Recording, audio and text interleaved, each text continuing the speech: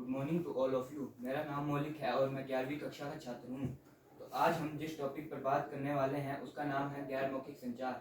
आपने बहुत से लोगों को गैर मौखिक संचार के बारे में बोलते और देखते हुए और बोलते हुए सुना होगा। तो आज हम जान लेते हैं कि गैर मौखिक संचार होता क्या है। गैर मौखिक संचार का अर्थ होता है कि बिना शब्दों के संचार। यह हमारी डेली लाइफ में देखा जा सकता है। हमारे शरीर में 10% से भी कम शब्दों में संचार किया जाता है, इसलिए ये बहुत ही महत्वपूर्ण है। इसके कुछ भाग हैं जिसे हम अभी जानते हैं। आसन। आसन हमारे बैठने की स्थिति होती है।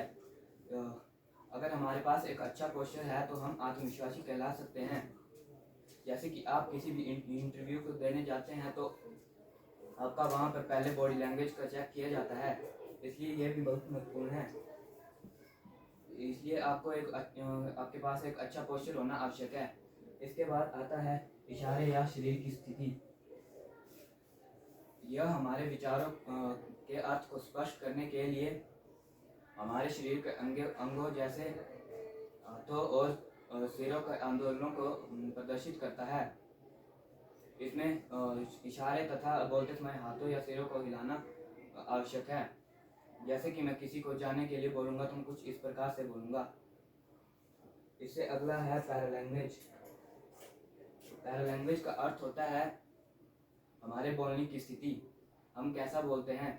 अगर हमारी आवाज़ में लहजा और हमारी बोलने की गति ठीक है तो हमारा संचार प्रभावी हो सकता है। इसलिए यह भी बहुत महत्वपूर्ण है कि आप अपनी आवाज़ पर विशेषकर ध्यान रखें। इसके बाद है दूरी। दूरी जैसे कि नाम से स्पष्ट है कि दूरी का अर्थ होता है दो व्यक्तियों के बीच की दूरी। आपको एक संचार करते समय आपको एक दूरी बनाए रखना आवश्यक है, क्योंकि अगर आप किसी को बहुत ही दूर से बात करोगे तो उसको आपकी आवाज़ सुनाई नहीं देगी और आपका संचार खराब हो सकता है। इसलिए आपको एक आवश्यक दूरी रखना आवश्यक है। इसके बाद है दृश्य संचार। दृश्य संचार जैसे कि नाम से स्पष्ट है कि दृश्य संचार का अर्थ होता है छवियों या चित्रों के माध्यम से संचार। जैसे कि अगर मैं किसी को भी अपना संचार बताना चाहता हूँ तो मैं पोस्टर या छवि दिखाकर उसे बता सकता हूँ।